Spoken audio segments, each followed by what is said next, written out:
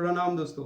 आज हम बात करने वाले हैं दुनिया के सबसे गरीब देश की, जो कि नॉर्थ ईस्ट अफ्रीका में लोकेटेड है और उस कंट्री का नाम है साउथ सूडान। और साउथ सूडान अपने बॉर्डर को Sudan, Ethiopia, Kenya, Uganda, democratic Republic of the Congo and central African Republic से शेयर करता है। साउथ सूडान में गरीबी और भूखमरी है। वहाँ पे नेचुरल रिसोर्सेज की कोई भी कमी नहीं है, पर इसके बावजूद इन सब दिक्कतों का वहाँ पे लोगों को सामना करना पड़ रहा है। और वहाँ पे सिविल वॉर्स का भी सामना उन्हें करना पड़ा और बहुत सालों तक वायलेंस का भी उन्हें सामना करना पड़ा, और जिसकी वजह से वहाँ पे बहुत ज़्यादा मात्रा में लोग बिलो पॉवर्टी लाइन में आते हैं।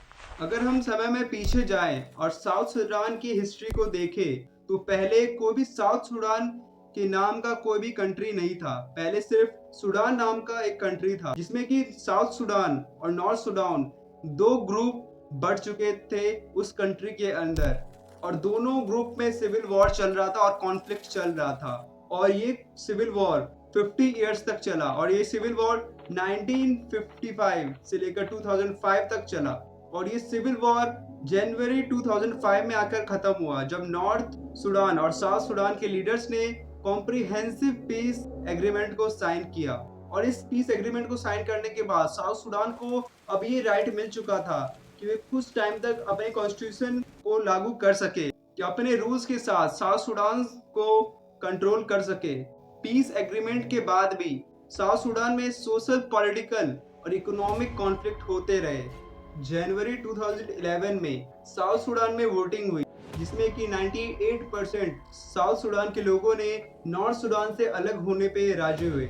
उसके बाद जुलाई 2011 में साउथ सूडान नॉर्थ सूडान से अलग हुआ और साउथ सूडान एक नई कंट्री बनी। और साउथ सूडान सबसे नई कंट्री है जो कि फॉर्म हुई है।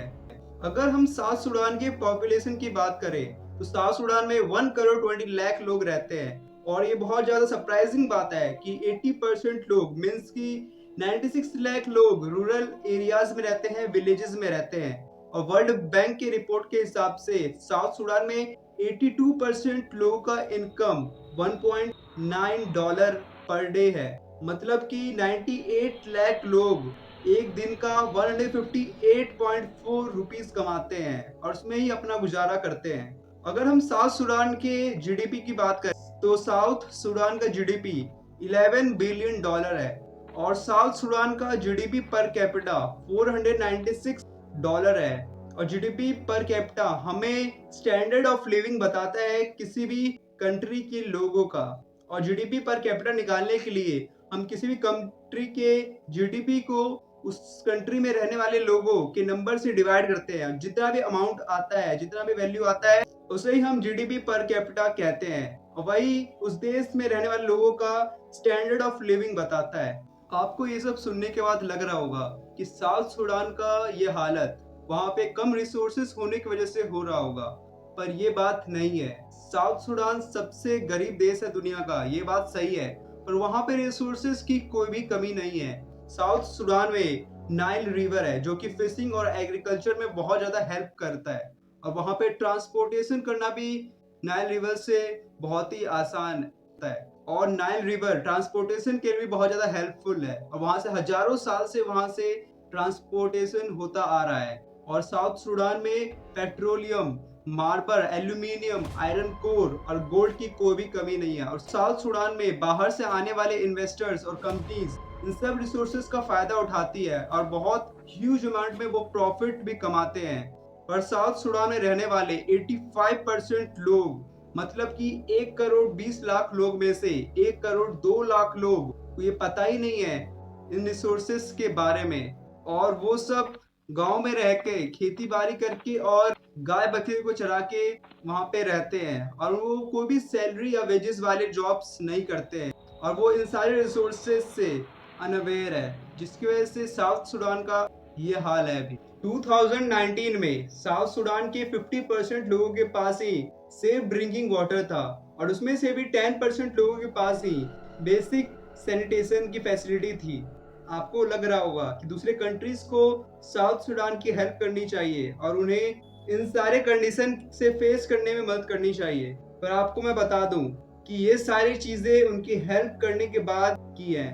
US agency for international development ने 2008 से लेकर 2019 तक साउथ सूडान में लोगों को सेफ ड्रिंकिंग वाटर की फैसिलिटी प्रोवाइड की और उसके बाद 2019 में जाकर ये कंडीशन हुई थी साउथ सूडान की, जहां पे 50% लोगों के पास सेफ ड्रिंकिंग वाटर पीने के लिए अवेलेबल था। साउथ सूडान में 50% से भी कम लोगों को मेडिकल फैसिलिटी प्रोवाइड किया जाता है, क्योंकि वहां की गवर्नमेंट बजट का 2.6% ही हेल्थ केयर में लगाती है और उसकी वजह से बहुत सारे साउथ सूडान में रहने वाले लोगों को एनजीओज में जाकर अपना ट्रीटमेंट और हेल्थ चेकअप कराना पड़ता है। डॉक्टर्स विदाउट बॉर्डर्स एक मूवमेंट है जिसके तहत वो सारे डिफरेंट कंट्रीज में जाके लोगों का ट्रीटमेंट करते हैं और हेल्थ चेकअप करते हैं। और डॉक्टर्स विदाउट बॉर्डर्स ने 2019 में साउथ सूडान में 19 प्रोजेक्ट साइट्स बनाए थे, जहां पे साउथ सूडान के लोगों का चेकअप और हेल्थ केयर ट्रीटमेंट किया गया था। और वहां पे ज्यादातर चेकअप मलेरिया और बच्चों को वैक्सीनेट करने का किया गया था और गन शॉट्स से घायल हुए लोगों का भी वहां पे ट्रीटमेंट किया गया था। साउथ सूडान में 60% लोगों के पास खाने के लिए खाना नहीं है और इंटरनेशनल रिलीफ कमेटी के हिसाब से ये परसेंटेज आगे जाकर और बढ़ेगा।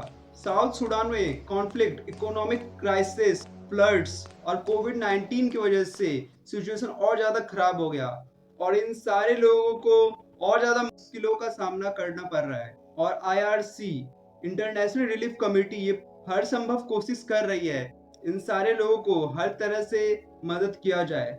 एक्शन अगेंस्ट हंगर एक एनजीओ है जो कि हंगर रिलीफ में कंट्रीज की मदद करती है और action against hunger NGO different ways और बेटर वेज ढूंढ रही है कि हंगर को कैसे खत्म किया जाए। 2020 में इस एनजीओ ने 5,58,079 लोगों तक खाना प्रोवाइड किया और उनकी मदद की।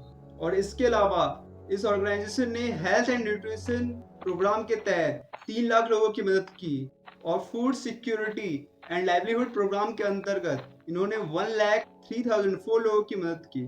अगर हम लाइफ एक्सपेक्टेंसी की बात करें तो लाइफ एक्सपेक्टेंसी साउथ सूडान में बताने से पहले आपको समझना जरूरी है कि लाइफ एक्सपेक्टेंसी होती क्या है। तो लाइफ एक्सपेक्टेंसी किसी भी कंट्री में जितने भी लोग हैं वो कितने साल जीते हैं उन सब का एवरेज लेके जितना ईयर्स निकलता है उसको लाइफ एक्सपेक्टेंसी कहते हैं। अगर हम साउथ सूडान की लाइफ एक्सपेक्टेंसी की बात करें, जब साउथ सूडान में कॉन्फ्लिक्ट स्टार्ट हुआ था नॉर्थ सूडान से 1955 में, तब साउथ सूडान की लाइफ एक्सपेक्टेंसी 33% थी। अगर हम मेल्स की बात करें तब मेल्स की लाइफ एक्सपेक्टेंसी 30% और फीमेल की 35% थी। अगर हम 2024 की बात करें तो साउथ सूडान में लाइफ एक्सपेक्टेंसी 57% है, जिसमें कि मेल्स की लाइफ एक्सपेक्टेंसी 55% और फीमेल्स की लाइफ एक्सपेक्टेंसी 58% है। साउथ सूडान में एजुकेशन की बात करें तो 70% से ज़्यादा बच्चे वहाँ पे स्कूल नहीं जाते हैं और उसका बड़ा कारण है कि वहाँ पे बच्चे गांव में रहते हैं ज़्यादातर और वहाँ पे वो भेड़ बकरियाँ चढ़ाते हैं और अपने पेरेंट्स को फार्मिंग में मदद करते हैं। अगर हम बॉयज़ और गर्ल्स की बात करें, बॉयज़ के कंपैरेटिव वहाँ पे गर्ल्स का स्कूल जाना बहुत ही ज़्यादा कम है और उसके पीछे का कारण है poverty, cultural and religious belief और चाइल्ड मैरिज। इन कारणों की वजह से गर्ल्स का स्कूल जाना और ज़्यादा कम हो जाता है। ये सारे इंफॉर्मेशन और ये सारी चीज़ें साउथ सूडान के लिए अच्छी नहीं है और साउथ सूडान की कंडीशन बहुत ही ज़्यादा ख़राब है, पर इसके लिए डिफरेंट एनजीओज उसके लिए काम कर रही है। और वर्ल्ड कंसर्न जो कि फेथ बेस्ड ऑर्गेनाइजेशन है, साउथ सूडान के साथ साथ और दूसरे 11 कंट्रीज में भी काम कर रही है।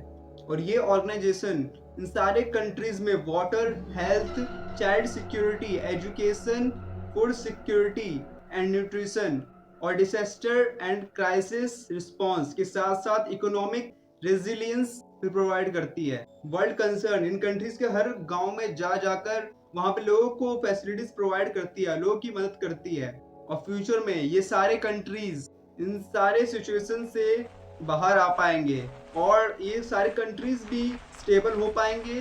ये सारे कंट्रीज भी सोशली, पॉलिटिकली और इकोनॉमिकली स्टेबल हो पाएंगे। अगर आपको ये वीडियो पसंद आया तो इस वीडियो को लाइक और शेयर कीजिए और नई वीडियोस देखने के लिए आप इस चैनल को सब्सक्राइब कर लीजिए। और आपका ये वीडियो देखने के लिए बहुत बहुत धन्यवाद।